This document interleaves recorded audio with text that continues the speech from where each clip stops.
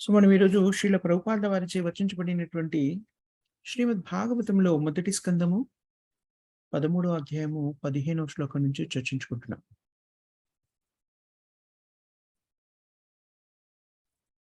ఇక్కడ విదురుడు స్వయంగా యమధర్మరాజు. యమధర్మరాజు ఎవరు?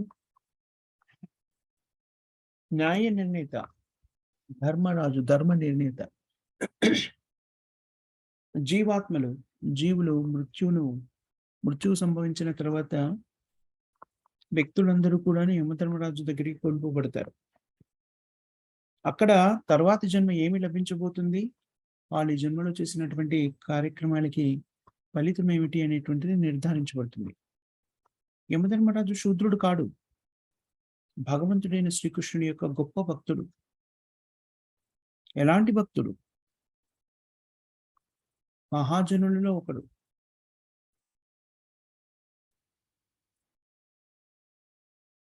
నేరస్తులని శిక్షించేటువంటి న్యాయ నిర్ణయాధికారి స్థానంలో యమధర్మరాజు ఉన్నాడు. నేరస్తుల్ని న్యాయాధికారి ఎప్పుడు కూడా శిక్షిస్తూ ఉంటాడు. అది అతని విద్యుక్త ధర్మము, బాధ్యత. కానీ ఆ నిర్ణయాలు తీసుకుంటున్నటువంటి న్యాయ నిర్ణయాధికారి నేరస్తుడు కాదు.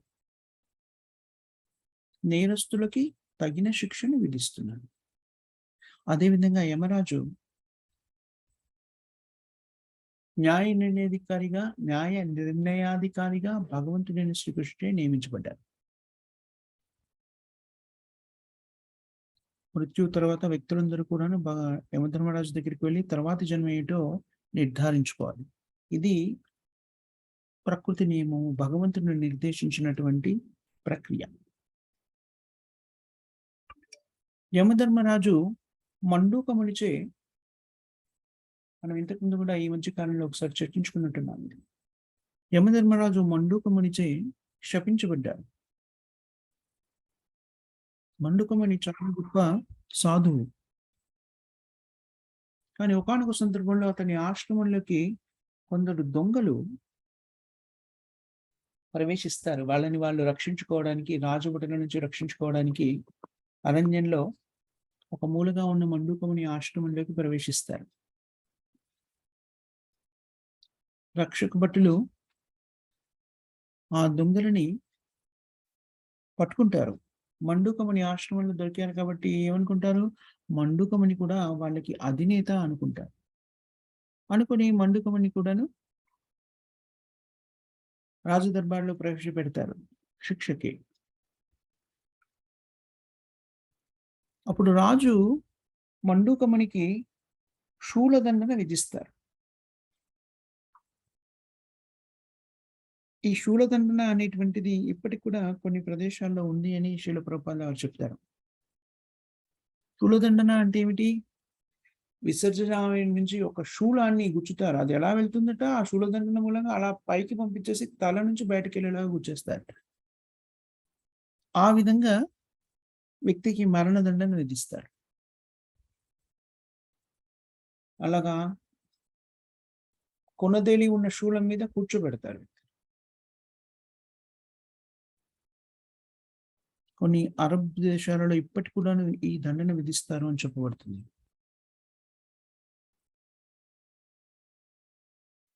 ఆ శిక్ష విధించిన తర్వాత రాజుకి తెలుస్తుంది మండూకుడు ఒక గొప్ప సాధువు ముని అని.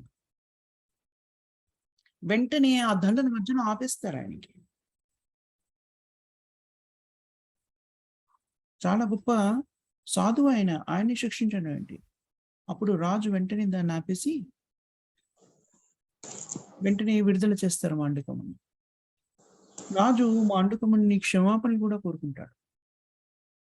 కానీ మండూకముని రాజు దోషాన్ని చూడడం, ఆయన ఏం చూస్తాడు అంటే కర్మలన్నింటికీ సరి అయినటువంటి శిక్షల్ని విధించేటువంటి యమధర్మరాజులో లోపాన్ని చూస్తాడు ఆయన.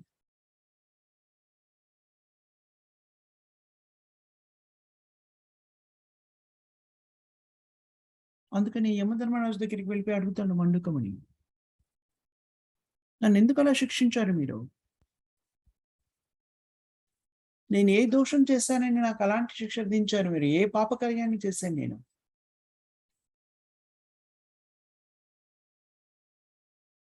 వెంటనే యమధర్మరాజు ఆలోచించి ఏం చెప్తారు ఆయనకి? ఆయన కర్మఫలాలన్నీ కూడాను చూసి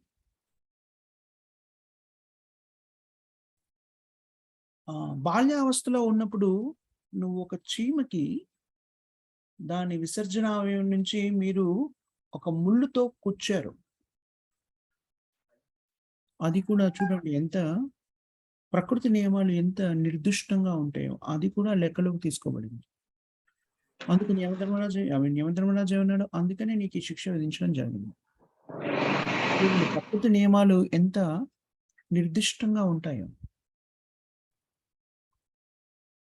మాండూకముని చేసిన ఆ పని యమధర్మరాజు చిట్టాలో నిక్షిప్తం చేయబడింది. తర్వాత దానికి సరైన శిక్ష విధించాల్సినటువంటి అగత్యం ఏర్పడింది. అందుకని ఆయన ఆ శిక్షకు గురి కావాల్సొచ్చిందని చెప్పారు. చూడండి మన స్థితి ఎలా ఉంటుందో ఆలోచించండి. మనం ఏ రకమైన కార్యక్రమం చేసినా భౌతిక జీవన విధానంలో ప్రపంచంలో ఏ రకమైన కార్యక్రమం చేసినా మనం నడుస్తూ వీధిలో నడుస్తున్నాము. ఆ నడకలో మనకు తెలియకుండానే మన కాళ్ళ కింద పడి ఒక చీమ చనిపోయిందనుకోండి. దానికి కూడా మనకి శిక్ష విధించబడుతుంది. ప్రకృతి నియమాలు అంత నిర్దిష్టమైనవి. అందుకని ఈ భౌతిక ప్రపంచాన్ని ఎలా చెప్పారు? పదం పదం విపదం. అనుక్షణం ప్రమాదకరమైనది. మనం గాలి పీల్చుకుంటున్నప్పుడు కూడాను అనేక రకమైనటువంటి సూక్ష్మ క్రిములు మనం జీవించి ఉండడానికి పీల్చుకునే గాలి ద్వారా మృత్యువాత పడతాయి. వాటికి కూడాను ఫలితాన్ని మనం అనుభవించాలి. ప్రతి క్షణం కూడా మనం చేసే ఇక్కడ పనిలో అనేక రకమైనటువంటి కర్మలను మనం వృద్ధి చేసుకుంటాం. పదం పదం విపదం. శ్రీమద్ భాగవతంలో చెప్పబడింది భౌతిక ప్రపంచం యొక్క స్థితి. శాస్త్రాలను విశ్వసించినా, విశ్వసించకపోయినా ఇది సత్యము. భగవంతుని ఈ నియమాలు ఏవైతే ఉన్నాయో, ప్రకృతి నియమాలని ఏవైతే చెప్పబడ్డాయో అవి చాలా నిర్దిష్టంగా అమలు జరపబడతాయి.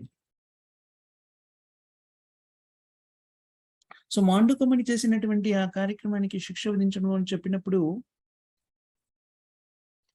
మాండూకమణి యమధర్మరాజు యొక్క ఆ సమాధానాన్ని ఇష్టపడడు. బాల్యావస్థలో ఎలాంటి పరిజ్ఞానము లేకుండా నేను ఏదో ఒక దోషాన్ని చేసి ఉన్నట్టయితే దానికి మీరు ఎలాంటి శిక్ష విధించడము అనేటువంటిది సరి అయినది కాదు. అందుకని నీకు శిక్షను విధించేటువంటి స్థితి కూడా తెలియదు కాబట్టి నువ్వు బ్రాహ్మణుడిగా కానీ, క్షత్రియుడిగా కానీ జీవించడానికి అర్హుడివి కాదు. అందుకనే నువ్వు శూద్రయోనిలో శూద్రుడిగా జన్మించు భౌతిక ప్రపంచంలో అని శపిస్తుంది. అందుకని యమధర్మరాజు విదురుడిగా ఒక దాసి గర్భం నుంచి ఆవిర్భవిస్తాడు. ఇది విదురుని పుట్టుక యొక్క గాథ. విదురుడు యమధర్మరాజు విదురుడిగా ఆవిర్భవించినప్పుడు ఆ సమయంలో యమధర్మరాజు స్థానాన్ని ఆక్రమించిన వాళ్ళు ఎవరని చెప్పారు ఇక్కడ? ఆర్యముడు, ఆర్యమ. ఆర్యముడు ఆదిత్యులలో ఒకరు. అభిభృత్ ఆర్యమాదండం. చూడండి అక్కడ యమధర్మరాజు లేకుండా యమలోకం నిర్వహించబడాలి. న్యాయ నిర్ణేత లేకపోతే ఇంకెవరినైనా నియమించాలి అక్కడ. న్యాయస్థానము పని చేయకుండా ఉండదు. ఒక న్యాయ నిర్ణేత లేకపోతే మరో న్యాయ నిర్ణేతని నియమించుకొని న్యాయస్థానం ముందుకెళ్ళిపోతుంది. సో విదురుడు భౌతిక ప్రపంచంలో యమధర్మరాజు విదురుడిగా ఆవిర్భవించినప్పుడు ఆర్యముడు యమధర్మరాజు స్థానంలో ఉన్నాడు. యథాదా అఘకారిషు. అఘకారిషు. అఘకారి అంటే అఘ అంటే పాపకార్యాలు. కారిషు అంటే ఎవరైతే ఆ పాపకార్యాలు చేస్తారో అలాంటివి. యథావత్ అంటే యథావత్ అంటే కరెక్ట్‌గా నిర్దిష్టమైనటువంటి ప్రదేశము అని. ఎలా నిర్దిష్టంగా ఎలా శిక్ష విధించాలి? యథావాన్ ఆగకారిషు యావత్ దధాన శూద్రత్వం. యమధర్మరాజు శూద్రుడిగా ఎన్నాళ్ళున్నాడో అన్నాళ్ళు ఆర్యముడు యమధర్మరాజు స్థానాన్ని పొందాడు. చూడండి, ఇది మనకి శ్రీల ప్రభుపాదుల గారు భాష్యంలో చక్కగా వివరించి చెప్పారు. విదురుడు శూద్ర మాత గర్భం నుంచి ఆవిర్భవించాడు కాబట్టి, దాసీమాత గర్భం నుంచి ఆవిర్భవించాడు కాబట్టి రాజ్యాధికారాన్ని కూడా కోల్పోయారు. ధృతరాష్ట్రులు పాండవుల్లాగా రాజ్యాన్ని పొంది అర్హత కూడా లేనివాడు అని చెప్పబడ్డాడు. అలాంటి వ్యక్తి మరి ధర్మాన్ని నిర్దేశించే స్థానాన్ని ఎలా పొందగలుగుతాడు? ఇక్కడ ఏం చెప్పబడింది అంటే, రెండు ముఖ్యమైన సిద్ధాంతాలు ఇక్కడ శ్రీల ప్రభుపాదుల వారు తెలియజేస్తారు. ఒకటి,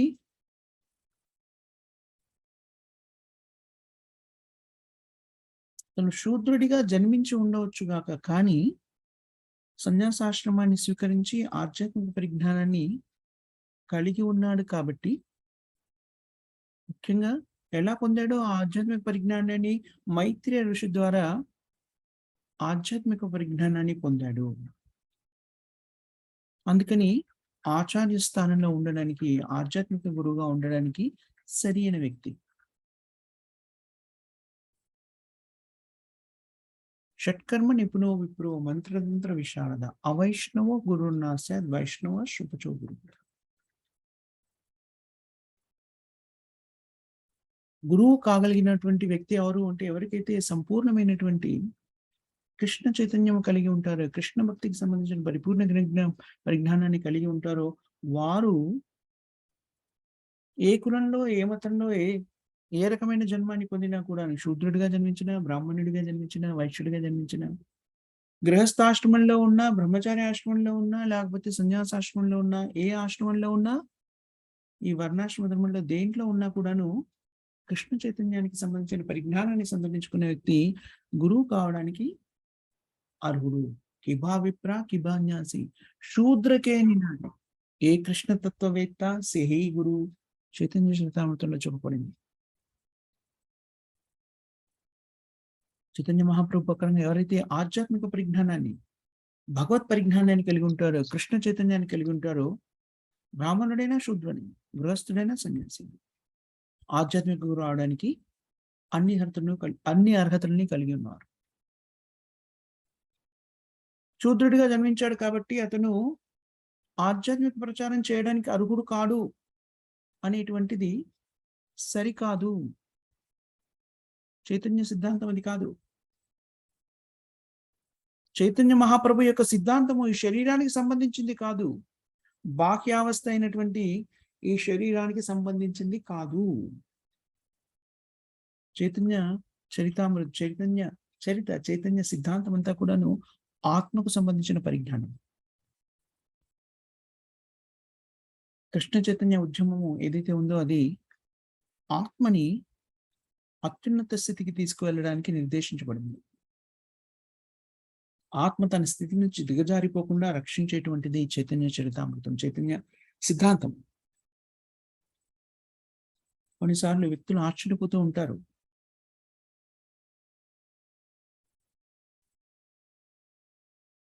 శారీరకంగా శరీరంతో కామ్యకర్మల్లో నిమగ్నమైన వ్యక్తులు, బాడీలీ కాన్సెప్ట్ ఆఫ్ లైఫ్, ఈ శరీరాన్ని మనము అని భావించేటువంటి వ్యక్తులు ఎవరైతే ఉంటారో, దేహాత్మక బుద్ధి అంటారు కదా, దాంట్లో ఉన్న వ్యక్తులు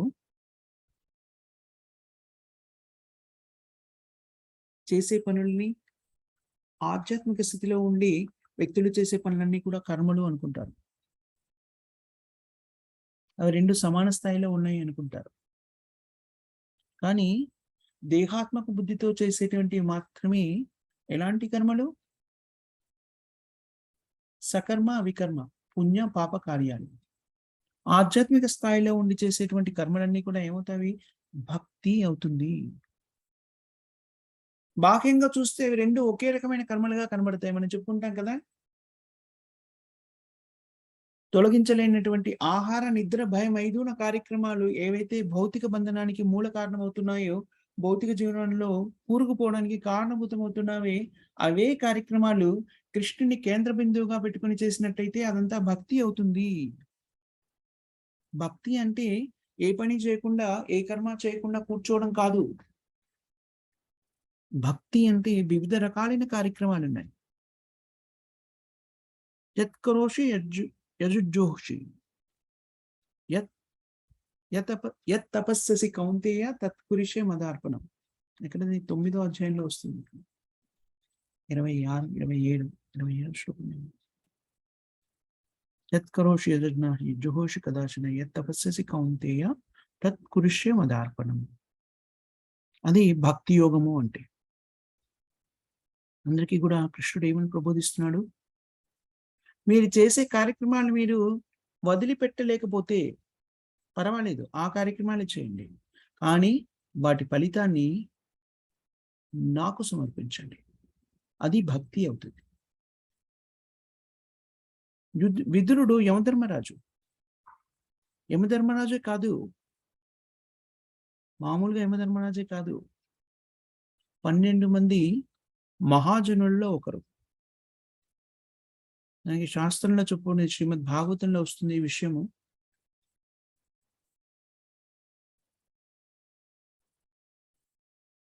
పన్నెండు మంది మహాజనులు ఎవరు అనేటువంటిది కృష్ణుడిచే నియమించబడ్డారు వీడు.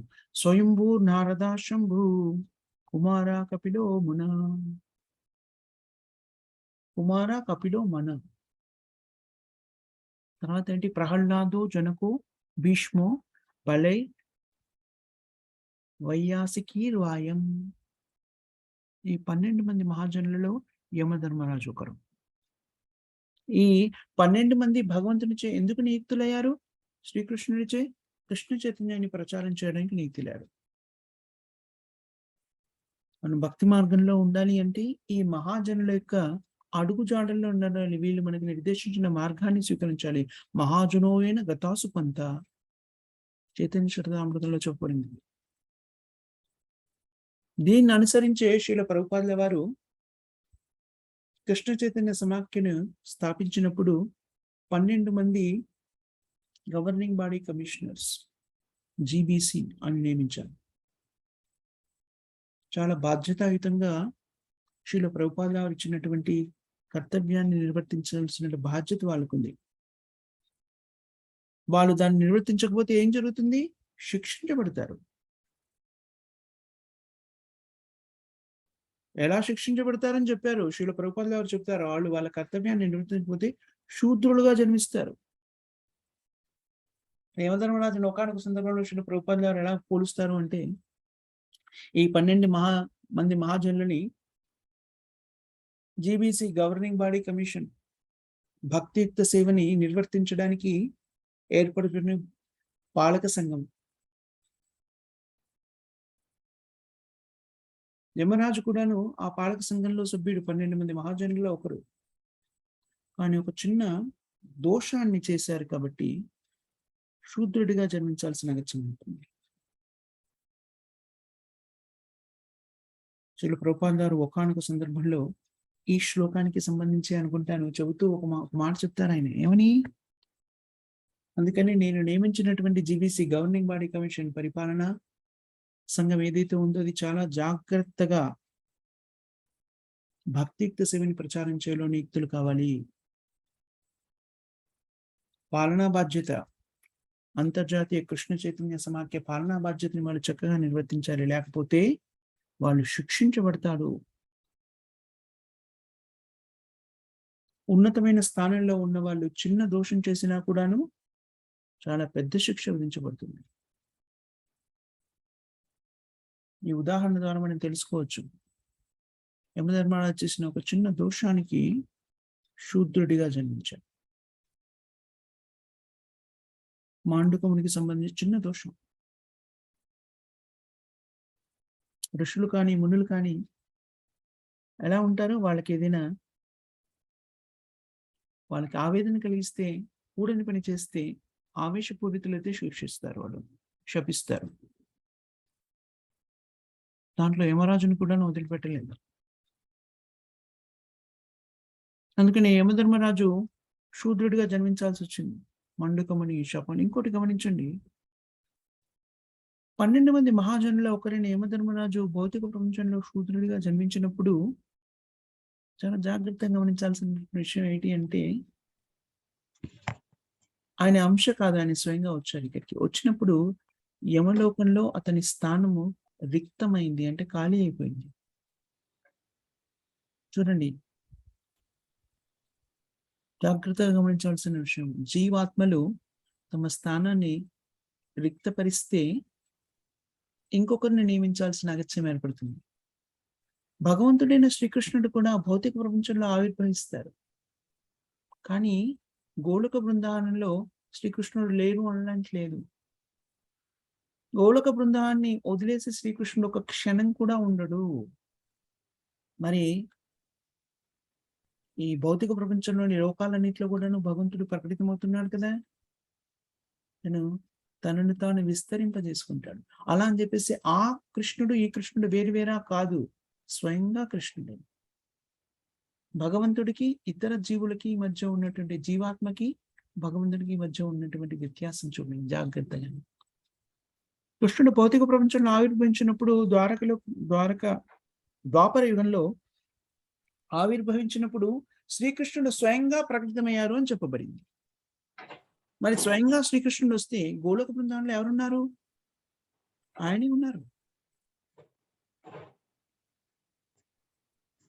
అది శ్రీకృష్ణుడికి ఇతర జీవాత్మలకి మధ్య ఉన్న తేడా.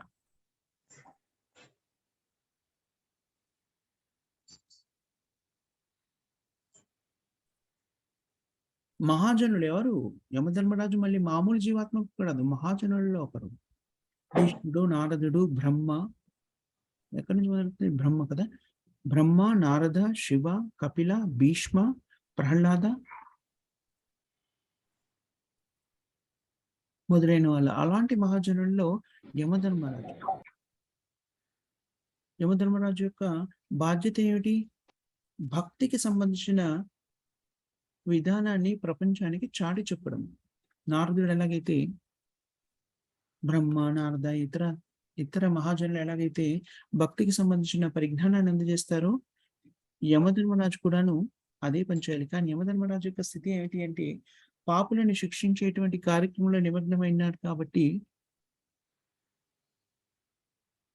అతనికి ఈ భక్తి ప్రచారం చేయడానికి ఎక్కువ అవకాశం కూడా లభించదు.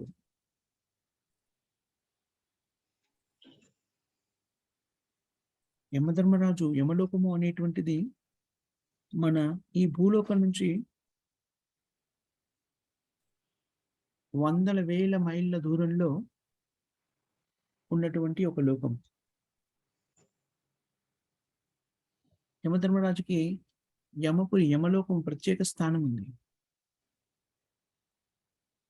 మృత్యు తర్వాత వ్యక్తులందరినీ అక్కడ తీసుకోబడతారని చెప్పుకున్నాం కదా. అక్కడ యమధర్మరాజు వాళ్ళ శిక్షల ప్రకారంగా, వాళ్ళు చేసిన కర్మల ప్రకారంగా శిక్షణ ఇస్తారు.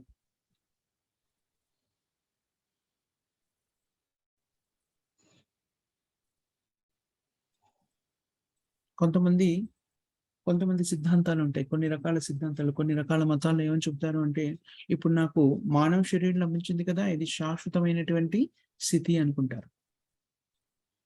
కాదు. ముఖ్యంగా మీరు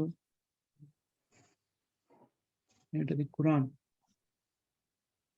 ఇస్లాం మతం ఏం చెప్తుంది అంటే, మానవ శరీరంలో ఉన్న తర్వాత జడ్జిమెంట్ డే, చిట్ట చివరి రోజు ఎప్పుడైతే ఉంటుందో, ఈ యుగము అంతం జరుగుతుందో అప్పుడు భగవంతుడు స్వయంగా జీవాత్మలన్నిటికీ శిక్ష విధించి అయితే స్వర్గానికి లేకపోతే నరకానికి వెళ్ళే ప్రతిపాదన చేస్తారో అది శాశ్వతం అని చెప్పబడుతుంది. అంతే. అంతకన్నా ఎక్కువ పరిజ్ఞానము మనకు అక్కడ లభించదు. కానీ వేద శాస్త్రాల్లో అదేం చెప్పబడింది? వెంటనే జరిగిపోతుంది.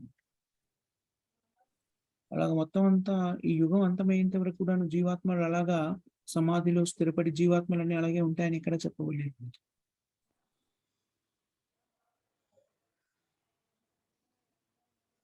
సో యమలోకానికి వెళ్ళడము, లేకపోతే స్వర్గలోకానికి వెళ్ళడము, నరకలోకానికి వెళ్ళడం అనేది శాశ్వతమైన స్థితి కాదు. వాళ్ళ కర్మల్ని బట్టి పాప కార్యాల ఫలితంగా నరకలోకానికి లేకపోతే యమలోకం అని కూడా పిలువబడుతుంది. ఆ లోకానికి వెళ్తాం వ్యక్తులు. కృష్ణ చైతన్యం లేకుండా ఎవరైతే జీవితాన్ని కొనసాగిస్తారో వాళ్ళు చేసే పనులన్నీ కూడా పాపభూయిష్టమైన పనులే. Full stop. ఇంకా పెద్దగా చర్చించక్కర్లేదు. నేను ఇది చేశాను, అది చేశాను, అది చేశారు, ఇది చేశారు, దాన ధర్మాలు చేశారు, పుణ్యకార్యాలు చేశారు. కృష్ణ చైతన్యం లేకుండా ఏ కార్యక్రమం చేసినా కూడాను దాని ఫలితాన్ని అనుభవించాలి.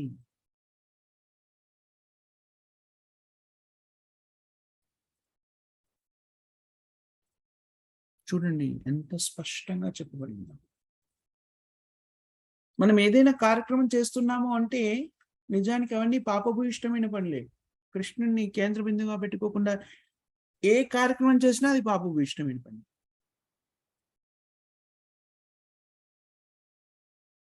దాంట్లో ఏ సందేహం లేదు. ఎందుకని? మనం చేసే కార్యక్రమాలన్నీ కూడాను ఇంద్రియ తృప్తి కోసమని చేయడం జరుగుతుంది. ఇంద్రియ తృప్తి కోసం చేసే పనులు 99.9% వరకు అన్నీ కూడాను పాపభూయిష్టమైన పనులు. దుష్కృతిన భౌతిక ప్రపంచంలో జీవించడము అనేటువంటిది చాలా ప్రమాదకరమైనటువంటి స్థితి. కృష్ణ చైతన్యాన్ని లేకుండా భౌతిక ప్రపంచంలో జీవించడము అంటే భయంకరమైన స్థితిని మనము ఏర్పరచుకుంటున్నామని.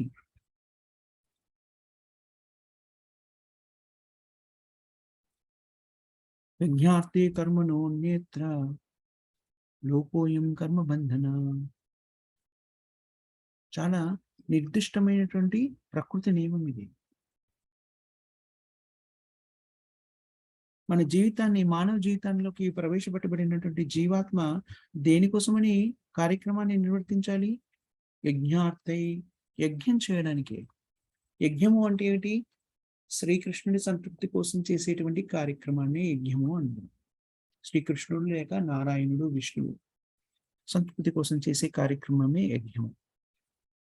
లేకపోతే మనం చేసే ప్రతి పని కూడాను మనని భౌతిక బంధనాల్లో కర్మకి కారణభూతం చేస్తుంది.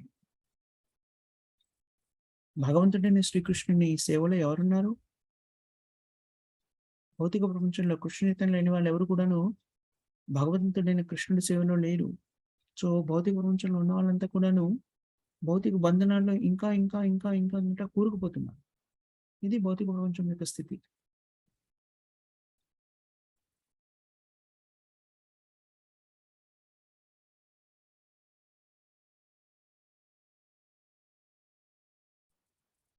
యమధర్మరాజు యొక్క స్థితి ఏమిటంటే ఇలాగా రకరకాల కార్యక్రమాలు నిమగ్నమైన జీవులని సరి అయినటువంటి శిక్ష విధించడం. కానీ యమధర్మరాజు 12 మంది మహాజనుల్లో ఒకరు కాబట్టి భగవత్ ప్రచారం చేయాలనే ఆకాంక్ష ఉంది యమధర్మరాజు కూడాను.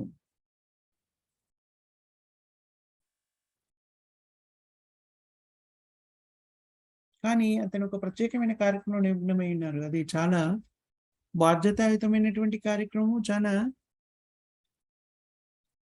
దాన్ని ఏమంటారు? చాలా ఆహ్, టైమ్ కన్జ్యూమింగ్ ఆపరేషన్. ఆయనకి ఎక్కువ సమయం దొరకదు. తన విద్యుక్త ధర్మాన్ని నిర్వర్తించాక భక్తి ప్రచారం చేయడానికి కూడా అతనికి ఎక్కువగా సమయం దొరకదు. అందుకని మాండుకముని శాపం ద్వారా యమధర్మరాజుకి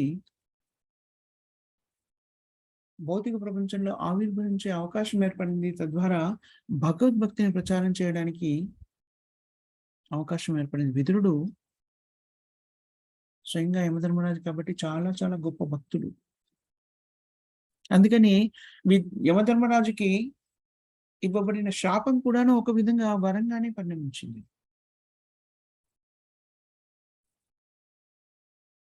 కృష్ణ భక్తిలో నిమగ్నమైన వ్యక్తులకి కొన్నిసార్లు ఇలాగా శాపంలా ఏదైతే కనబడుతుందో అది కూడాను నిజానికి ఒక ప్రత్యేకమైన కారణం చేత ఇవ్వబడుతుంది అని చెప్పబడింది. భక్తియుక్త సేవలో నిమగ్నమైన వాళ్ళకి ఒక్కొక్కసారి కష్టాలు, ఇలాంటి శాపాలు కనబడ్డాయనుకోండి, దానికి కూడా ఒక కారణం ఉంటుంది. మనము జయ విజయుల గురించి నేర్చుకుంటాం. జయ విజయులు ఎవరు? వైకుంఠ లోకంలో ద్వారపాలకులు, గేట్ కీపర్స్ ఇన్ వైకుంఠ. వాళ్ళని భౌతిక ప్రపంచంలో ఆవిర్భవించమని శపించడం జరిగింది. ఎవరిచే? కుమారులచే. సనత్ కుమారుడు, సనందనుడు, సనాతనుడు, వాళ్ళచే ఈ శాపం ఇవ్వబడింది. ఎందుకని? కృష్ణుడికి శత్రువులుగా ఉండవు.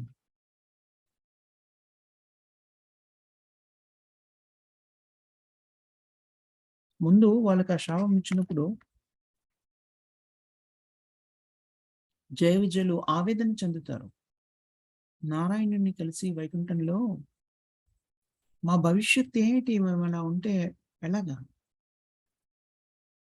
చిన్న దోషం అంతే, అది కూడా మా విధి నిర్వహణలో చేసినటువంటి కార్యక్రమం. ఏం చేశారు?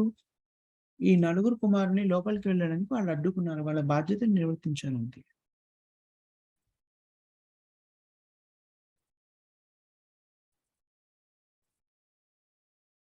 అందుకని అలాగా భౌతిక ప్రపంచంలో ఆవిర్భవించమని శపించబడ్డారు వాళ్ళు. అప్పుడు కృష్ణుడు వాళ్ళకి ఏమని చెప్పారు? నాకు శత్రువులుగా జన్మించారనుకోండి, 3 సార్లు జన్మిస్తే సరిపోతుంది. లేకపోతే నా మిత్రులుగా జన్మించారనుకోండి, 7 సార్లు జన్మించాలి.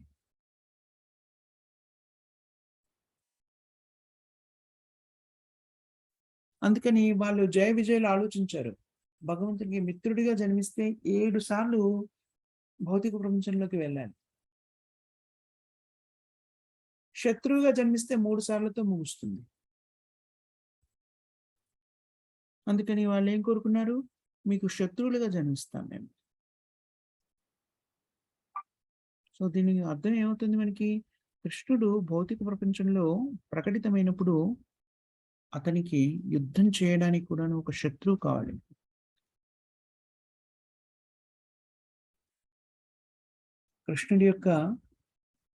కృష్ణుడు ఒక వ్యక్తి అని చెప్పుకున్నాం కదా, కృష్ణుడు కూడా వ్యక్తి కాబట్టి అతనికి కూడా ఇష్టాలు అయిష్టాలు ఉంటాయని చెప్పబడింది.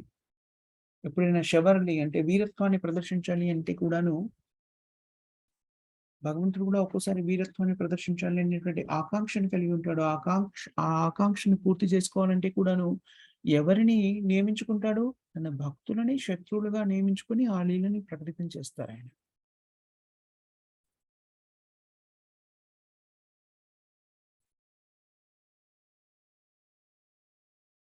భగవంతునిలో ఇలాంటి కోరిక లక్షణాలు ఉన్నాయి కాబట్టి మనలో కూడా ఆ కోరిక లక్షణాలు కనబడుతున్నాయి. మనము నిన్న సాయంత్రము క్విజ్ కార్యక్రమంలో కూడా దీని గురించి కొంత చర్చించుకున్నాం.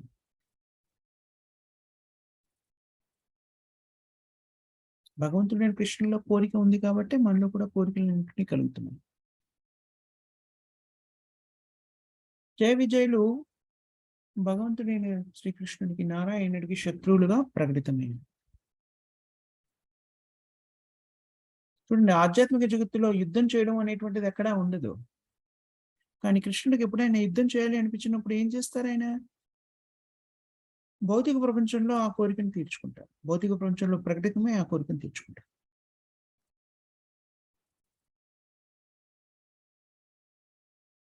ఇది కూడా భగవంతుని సేవని. భగవంతునికి శత్రువుగా మారడం కూడా భగవంతుని సేవని. అందుకని జయ విజయులు ఏమని కోరుకున్నారు? మీకు శత్రువులుగా భౌతిక ప్రపంచంలో ఆవిర్భవిస్తాను.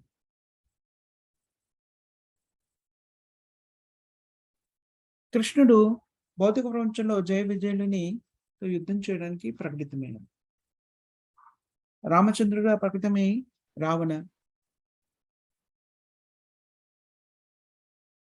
నరసింహదేవునిగా ప్రకటితమై హిరణ్యకశిపుతో,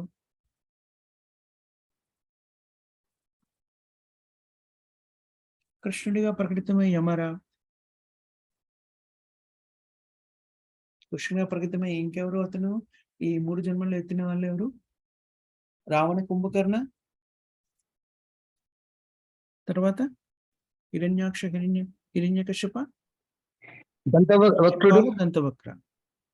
శిశుపాల ఎస్, వాళ్ళతో భగవంతుడు యుద్ధం చేసి తన కోరికను తీర్చుకున్నాడు. అదేవిధంగా యమధర్మరాజు అనుకున్నాడు ఎప్పుడు కూడాను ఈ న్యాయ నిర్ణయ స్థితిలో నేను ఎప్పుడు కూడాను బిజీగా ఉండిపోతున్నాను కదా! భగవత్ ప్రచారాన్ని చేయడానికి నాకు ఎలాంటి అవకాశం లభించలేదు. శ్రీకృష్ణుడు తన భక్తుల ఎదుట అందరి మీద కృపను ప్రదర్శిస్తాడు. భక్తులందు ప్రత్యేకమైన కృపని ప్రదర్శిస్తాడు. యమధర్మరాజు యొక్క కోరికని గమనించి పరమాత్ముడిగా అందరి హృదయాల్లో స్థిరపడి ఉన్నటువంటి భగవంతుడు యమధర్మరాజు కోరికని తీర్చాలి అనుకున్నాడు. అందుకని ఈ స్థితి మాండుకముని ద్వారా ప్రకటిత మాండుకముని యొక్క శాపం ద్వారా యమధర్మరాజుకు ఈ స్థితి కలుగజేయబడింది అని చెప్పబడింది. అందుకనే విదురుడిగా ప్రకటితమైనటువంటి యమధర్మరాజుకి ఈ భౌతికమైనటువంటి స్థితిగతులు, వర్గాలు ఇవేవి కూడాను పనిచేయవు. ఇవన్నిటి కూడాను అతీతుడు. భౌతిక సమాజంలో ఉన్నటువంటి స్థితిలేవి వర్తించవు. భగవంతుడు స్వయంగా వరాహ రూపాన్ని దాలుస్తాడు. కానీ భగవంతుడు వరాహము అంటే పంది. భగవంతుడు పంది కాదు.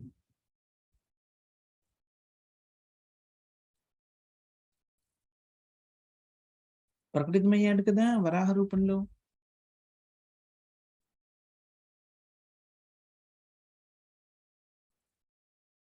భగవంతుడు కానీ, భగవంతుని భక్తులు కానీ కొన్ని దివ్యమైన లీలను ప్రకటితం చేయడానికి శూద్ర శరీరాలుగా పరిగణలోకి తీసుకోబడేటువంటి నిమ్న స్థాయికి చెందినటువంటి శరీరాన్ని కూడా వాళ్ళు ధరిస్తారు. అంత మాత్రం చేత వాళ్ళు ఆ స్థాయికి దిగజారిపోయారని కాదు. ఎందుకని వాళ్ళ స్థితిలోకి వస్తారు? బద్ధజీవులకి ముక్తి కలిగించడానికి వాళ్ళ స్థితిని స్వీకరిస్తారు.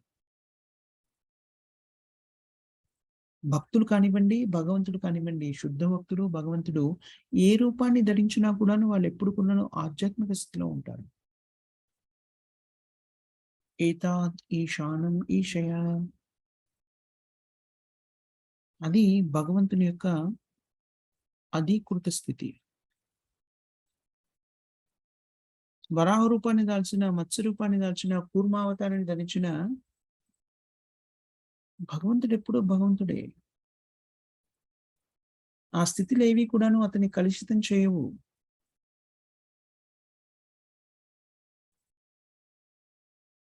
ఇంతకుముందు శీల ప్రభుపాదుల వారు అనేక పర్యాయాలు అనేక చోట్ల మనకి ఉదాహరణలు ఇస్తారు భాష్యాల్లో.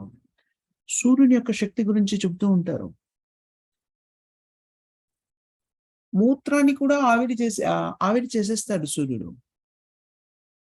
అది అంత పెద్ద చెప్పుకోదగిన, అభినందించదగినటువంటి గొప్ప కార్యంలా కనిపించకపోవచ్చు. కానీ సూర్యుడే. ఎప్పుడు కూడాను కలుషితం చెందడు. అలాగే కృష్ణుడు కానీ, కృష్ణ భక్తులు కానీ కొన్నిసార్లు కొన్ని రకాలైనటువంటి కార్యక్రమాల్లో నీతులుతారు. కొన్ని స్థానాల్ని స్వీకరిస్తారు. అంత మాత్రం చేత వాళ్ళు దిగజారిపోయారని అర్థం కాదు.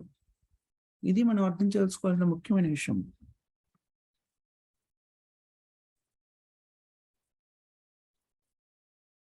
కృష్ణుడు తన భక్తులకి ఒక ప్రత్యేకమైనటువంటి కన్సెషన్ ఇచ్చారు.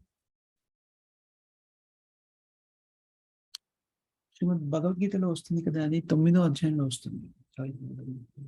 31 శ్లోకం ఏముంది? అభిచేతశ్రు దురాచారో భజతే మాం అనన్యభాగ్ సాధురేవ సమన్వితవ్య సమ్యాగ్ వ్యవసితో హి సా. కొన్నిసార్లు కావాలని కాదు, కొన్నిసార్లు యాదృచ్ఛికంగా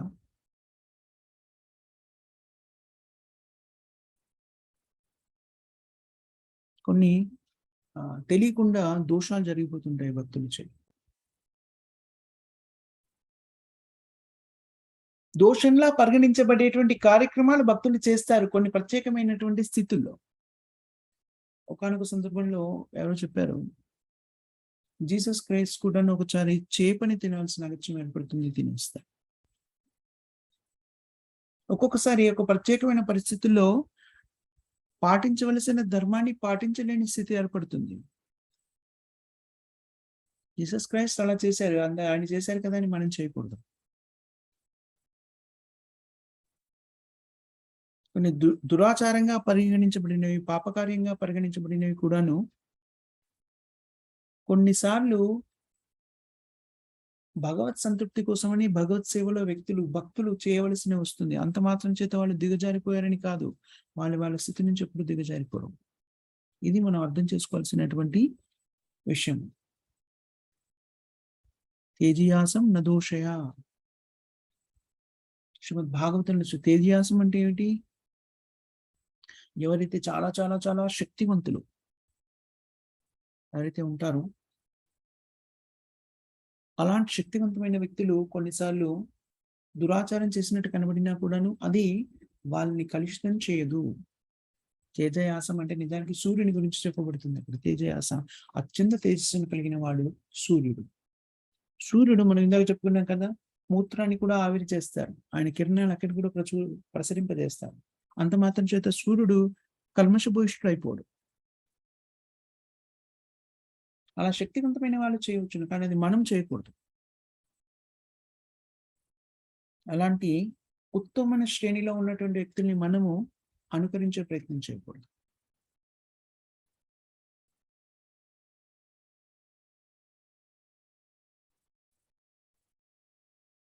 అందుకని విదురుడి యొక్క స్థానాన్ని గురించి చెప్పుకున్నప్పుడు విదురుడు యమధర్మరాజే స్వయంగాను. కాబట్టి విదురుడు ఇలాగా ప్రకటితం అవడానికి కారణం ఏమిటి అంటే, ఒకటి అతనికి కూడా మనసులో ఉన్న కోరికని భగవంతుడు తీర్చేస్తున్నాడు. ఏమని? భగవత్ ప్రచారం చేయాలని.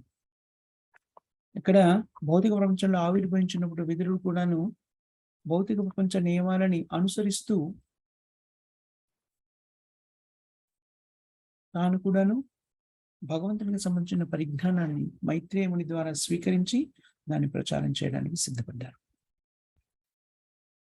సో భగవత్ ప్రచారాన్ని చేయాలి అంటే మనము ప్రామాణికమైన గురువు నుంచి స్వీకరించి మాత్రమే దాన్ని ప్రకటితం చేయాలి. మనకి ఇప్పుడు ప్రామాణిక గురువు శ్రీల ప్రభుపాద వారు మనకు లభించారు. ప్రభుపాద వారి గ్రంథాల నుంచి మనం ప్రకటితం చేస్తున్నప్పుడు పరిజ్ఞానాన్ని అంతా కూడా యథాతథంగా ప్రకటించాలి.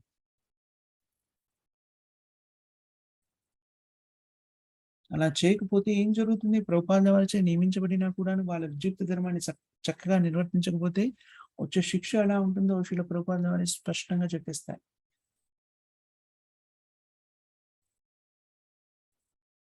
అందుకని విదురుని యొక్క స్థితి సామాన్యమైన స్థితి కాదు. విదురుడు మామూలు వ్యక్తి కాదు, మహాజనుల్లో ఒకడు, యమధర్మరాజు స్వయంగా. కాబట్టి అతని జీవన విధానం కూడాను అది ప్రతిఫలింపజేస్తుంది. విదురుడి యొక్క జీవన విధానాన్ని మనం గమనించినట్లయితే ఒక మహాజనుడు ఎలాగైతే జీవిస్తారో అలాగే జీవించారు.